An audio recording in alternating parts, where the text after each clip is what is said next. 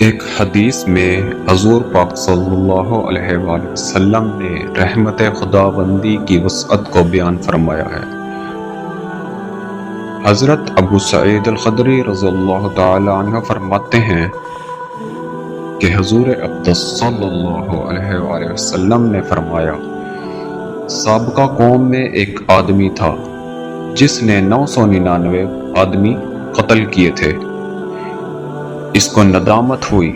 اس نے لوگوں سے روئے زمین کے سب سے بڑے عالم کا پتہ معلوم کیا تو اس کو ایک راہب کا پتہ بتایا گیا۔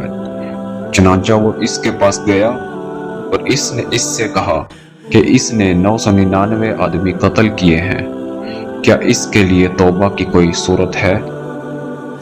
اس راہب نے کہا کہ نہیں۔ یہ سن کر اس نے اس کو بھی قتل کر دیا۔ اس طرح 100 کا عدد پورا کر دیا۔ پھر اس نے لوگوں سے روئے زمین کے سب سے بڑے عالم کے بارے میں پوچھا تو لوگوں نے ایک عالم کی طرف اس کی رہنمائی کر دی۔ چنانچہ وہ اس کے پاس گیا اور اس سے کہا کہ اس نے 100 جانیں قتل کی ہیں، کیا اس کے لیے توبہ کی کوئی گنجائش ہے؟ اس نے کہا کہ کیوں نہیں، بالکل ہے، بھلا اس کے اور توبہ کے درمیان کون حائل ہو سکتا ہے؟ تم ایسا کرو کہ فلاں علاقے میں چلے جاؤ، وہاں تمہیں کچھ لوگ اللہ تعالیٰ کی عبادت کرتے ہوئے ملیں گے۔ تم ان میں شامل ہو کر اللہ کی عبادت اور بندگی شروع کر دینا اور اپنے علاقے میں واپس ہرگز نہ آنا، کیونکہ یہ برا علاقہ ہے۔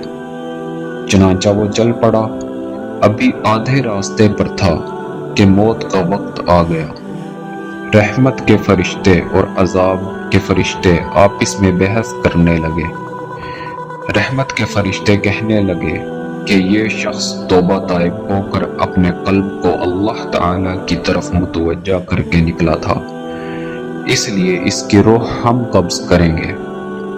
عذاب والے فرشتے کہنے لگے کہ اس نے تو کبھی کوئی نیکی ہی نہیں کی، اس لیے ہم اس کی روح قبض کریں گے۔ پھر ایک فرشتہ انسانی صورت میں آیا اور اس نے ان کے درمیان محاکمہ کرتے ہوئے کہا کہ دونوں زمینوں کے درمیان کا فاصلہ پیمائش کر لو، جس طرف زیادہ قریب ہو اس کا حکم لگایا جائے۔ چنانچہ جب پیمائش کی گئی تو اس زمین کے زیادہ قریب پایا گیا جس طرف جانے کا وہ ارادہ رکھتا تھا۔ چنانچہ رحمت کے فرشتوں نے اس کی روح کو قبض کیا۔ اس حدیث میں ہمیں معلوم ہوا کہ جو شخص کسی بلا و مصیبت میں گرفتار ہو، اسے چاہیے کہ اکابر علماء کے پاس جائے تاکہ وہ اس کی مشکلات کا کوئی حل نکال سکیں اور اس مصیبت سے نکلنے کی کوئی سبیل بتا سکیں۔ جو شخص عمدن اور دانستہ طور پر کسی کو قتل کر دے اور توبہ کرے تو اس کی توبہ صحیح ہے۔ اس حدیث کے ذریعے عالم کی عقید پر فضیلت معلوم ہوئی۔ معلوم ہوا کہ گناہوں سے تائب شخص کو چاہیے کہ ان جگہوں سے بھی دور رہے جہاں اس سے گناہوں کا ارتکاب ہوا تھا۔ نیز جو لوگ اس گناہ میں اس کے ممد اور معاون ثابت ہو، ان سے بھی دور رہنا مستحب ہے۔ ایسی جگہ کو تلاش کرے جہاں خیر و صلاح، نیکی عام ہو اور اس کو اپنا مسکن بنائے تاکہ نیک کام آسانی سے کر سکے اور گمراہی اور لغزشات سے اپنے آپ کو بچا سکے۔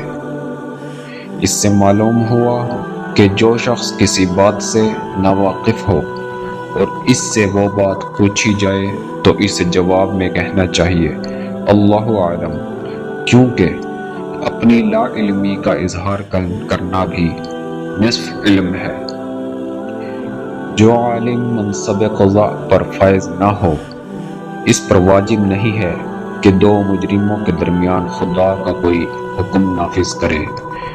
جیسے حدیث حذا میں مذکور عالم نے اس شخص کو جس نے 100 جانیں قتل کرنے کا خود اعتراف کیا تھا، قید کرنے کا حکم نہیں دیا اور نہ ہی اس کے معاملہ میں زیادہ جستجو کی، بلکہ اس کی توبہ اور ہجرت کی طرف رہنمائی کی۔ اس حدیث سے اولاد آدم کی فضیلت بھی معلوم ہوئی کہ اللہ تعالیٰ نے جس فرشتے کو ان فرشتوں کے درمیان فیصلہ کرنے کے لیے بھیجا تھا وہ انسانی صورت میں آیا تھا۔ اس سے معلوم ہوا کہ فرشتے انسانی صورت میں متشکل ہونے پر قدرت رکھتے ہیں، جیسے اس فرشتے نے انسانی روح اختیار کیا جس نے رحمت کے فرشتوں اور عذاب کے فرشتوں کے مابین فیصلہ کیا۔ اللہ تعالیٰ بعض اوقات بندے کی نیت اور عزم پر جزا دیتے ہیں، خواہ اس نے کوئی عمل نہ کیا ہو۔